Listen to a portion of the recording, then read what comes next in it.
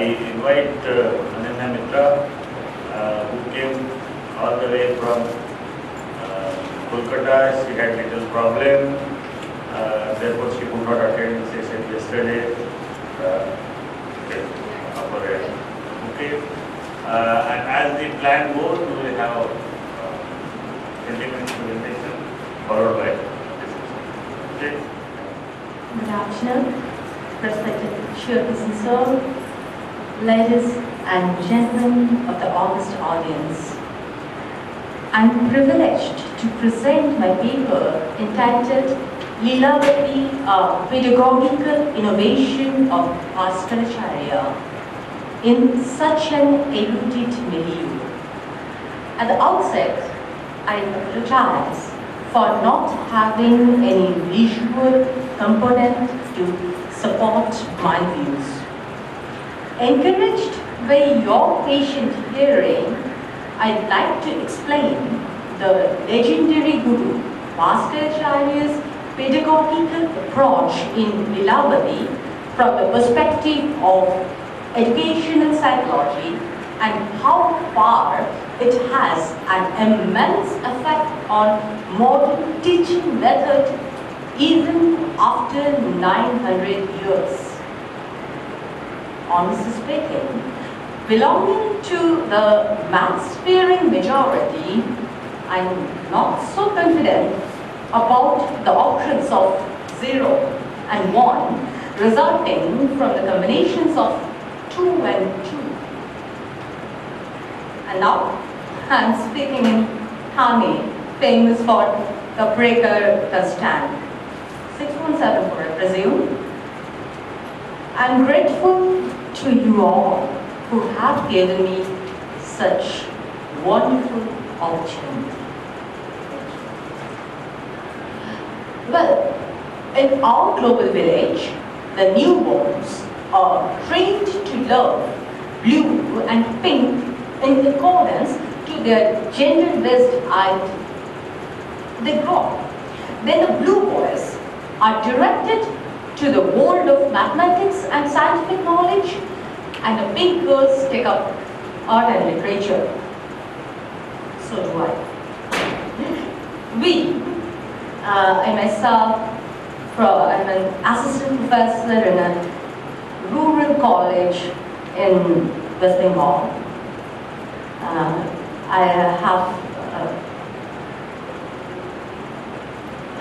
have associated with some universities and esteemed institutions in different programs, but since 2010, I am working in my present station.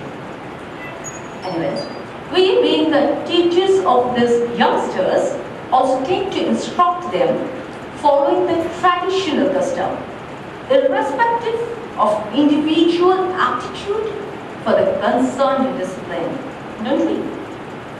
However, long ago, there were some rebellious thinkers like Bhaskaracarya who opposed the conventional practice of such gender bias. Since the antiquity of Indian mathematics till 12th century CE, that's Christian era, in the lineage of Baudhayana to Brahmagupta, the name Bhaskaracarya, born on 1114 CE, suggests a teacher of profound reputation. In the Lilavati, first part of his mathematical work, Siddhanta Shravani, he began with Bali, the young lady. This application of gender equality in a world of 1150 CE is unprecedented. Further along, he embraced his student as Sakhe, friend, and finally acknowledged them as the de facto mathematician, Ganitajna. The epigraphic evidence of Patna inscription, 1148 Shaka, that is 1207 CE, proclaims that nobody dared to debate with the disciples of Bhaskaracarya. As you know, morning shows the day. So let's focus at the disciplined study of Bhaskaracarya himself. The concluding verse of Jivananda Vidyasagar's edition of Lilavati informs Bhaskaracarya himself has mastered 8 works on grammar, 6 works on medical science, the 6 philosophical systems, 5 works on Ganita, the 4 Vedas. These long lists testify his erudition in different disciplines. Although Haran Chandra Banerjee, in his annotation to the translation of Colebrook's Lilavati, 967 edition, says it was probably added by some. It here is a refer to the very verse. It was probably added by some people of Bhaskara, and so it has been omitted by Colebrook. That's why in Colebrook's edition we couldn't find the very verse. It seems that his teaching method might have evolved from his learning exposure. At the same time, he represents the academic milieu of medieval India. Thus, he stands at the conjuncture of the ancient and modern period chronologically. To understand his individual contribution to the world of knowledge by large, we need to identify the paradigm shift of teaching learning methodology of India from Vedic period to present day.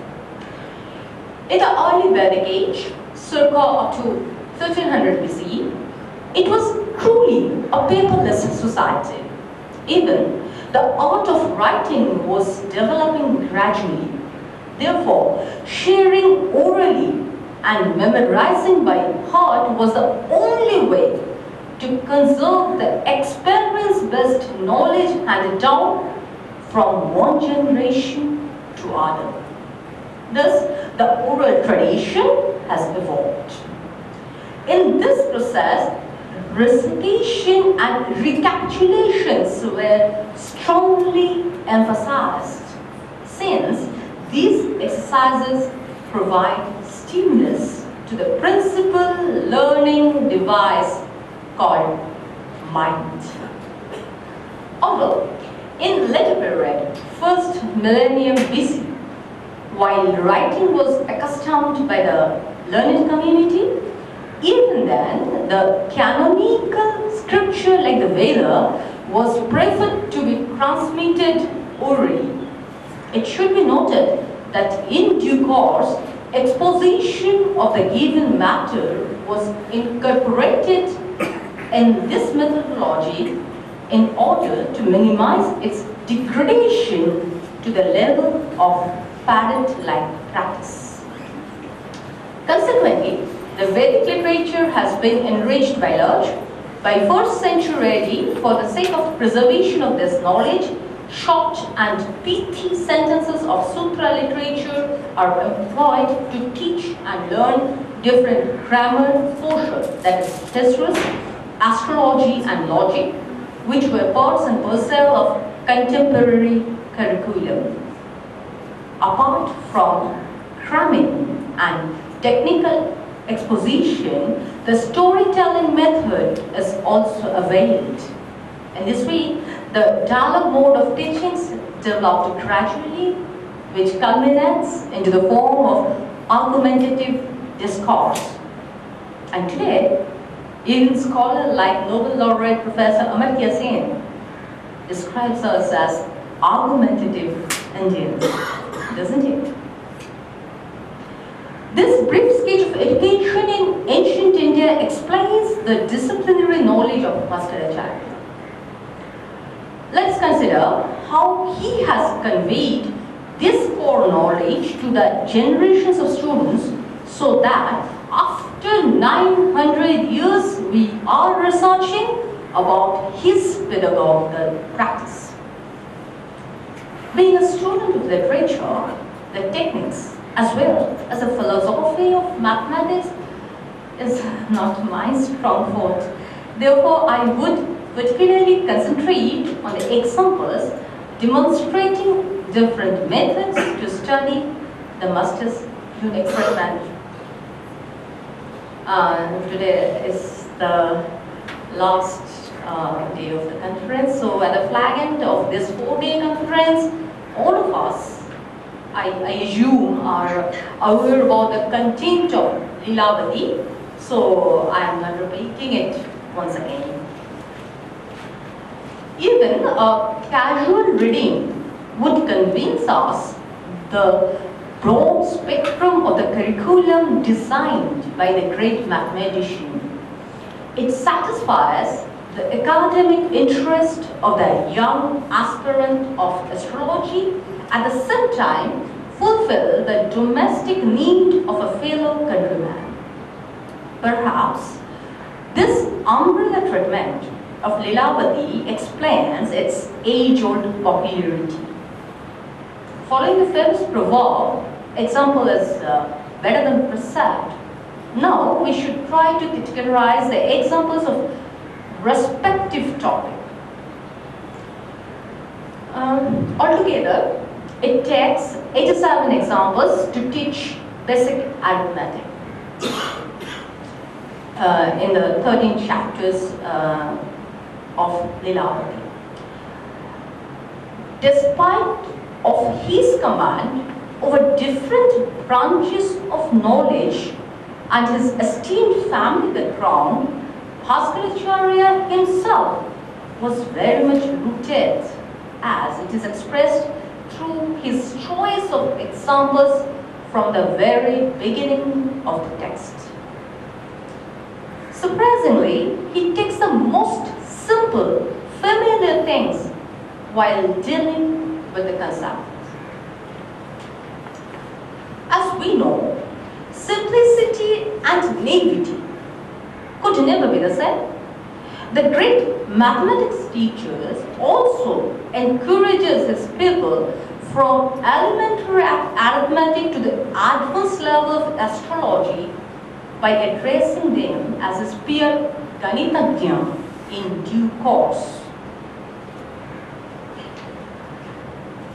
There are 34 instances where Bhaskaracarya has addressed his people 5 times as Vali, 7 times as Sakhi, 1 time as Bhavata, 4 times as Mitra, 6 times as Tuam, 1 time as Mrigakshi, 1 time as Kante, 1 time as Banigvar, 1 time as Ganitkavi, 2 times as Ganaka, 1 time as Vani, 1 time as Vaishyanandana. All of these salutaries deserve our special attention. For example, all of the epithets of Bali, Mrigakshi and Kanti, are these are in invocative sense, are synonymous to a loving girl. Surprisingly, and it is quite noteworthy here that Bhaskaracarya are addressing all this in his text in the 12th century Christian era, while female education has taken a backseat. Again, he was so sincere in his approach that he used to interact them with Tuam, very much unlike of the contemporary instructive texts. In case of business matter, the master calls for, he addresses the assignee as Vanigvar, Vani, concerning with the matter itself, Vaishyanandana, the treatise. Furthermore, as a concept, as well as the mathematical problems getting harder, the maestro motivates his disciple with the honorific invocations like Ganapa and Ganitapaved. I'd like to emphasize that this sincere intonation was certainly an innovation in the academic milieu of ancient India. This informal approach must have satisfied the psychological needs, need for belonging, need for achievement, need for social recognition, etc. In short, Maslow's hierarchy of needs have been fulfilled in terms of esteem and love or belonging, and thereafter inspired them to pursue their analytical course, not only to determine the planetary motion, but also to carry forward the legacy of their guru by reaching their ultimate self-actualization goal, and in turn producing socially effective and economically productive most important of all, psychologically sound. They're very much stressed in these days. Individuals capable of promoting further research and development of their respective fields. By taking problems from market, mint, crop field, and epical battlefield, Bhaskaracarya wished to train them in every walk of life, far beyond our textual situation. Even in modern times, Neville and Simon in 1972 proposed that all cognitive activities are fundamentally problem-solving in nature. In this very perspective of problem-solving method, Gagnon in 1985 commented it as a process by which the learner discovers a combination of previously learned rules, which can be applied to achieve a solution for a novel problem situation. Today, we are advocating Bhaskaracarya's methods to be taught at school-level mathematics throughout India. Nevertheless, we need this master's teaching to train the generation next to gain command as well as confidence, gradually, logically in whatever they do to accomplish Mission 2020. Bhaskaracarya, the great preceptor, has taught us the trick and dashes a challenge in the last problem of Lilavati. Yadi Vatsi Nigatyatam, tell me if you can, maybe with an impish grin in his eyes beyond 900 years. Thank you. Exactly, a big girl of literature speaking about mathematics. You know, when she spoke on telephone, I thought she is speaking slowly to help me to understand, but that seems to be a style of speaking. And even without the projection, she was very clear. Thank you for your presentation. Any question or comment? Anything? Oh, super.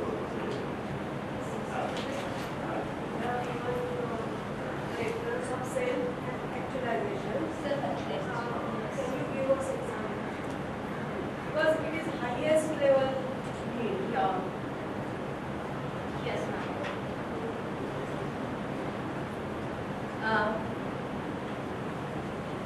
Probably it is not only the highest level of need itself. I think, yes, from Abraham Maslow's point of view, it's highest level of needs of his need pyramid. But I think if we can attain self-actualization, we can be with him. So, as it is delineated in Srimad Bhagavad Gita, I'm not capable or I'm not the right person to explain it, and it's not the right moment. But self-actualization is have an extreme command. From my point of view, it's an extreme command over myself. I can't command over the situations. I can't control the factors around me, but myself. If could be, am I clear? I'm trying to be. Thank you. Any more questions or suggestions or comments from your end?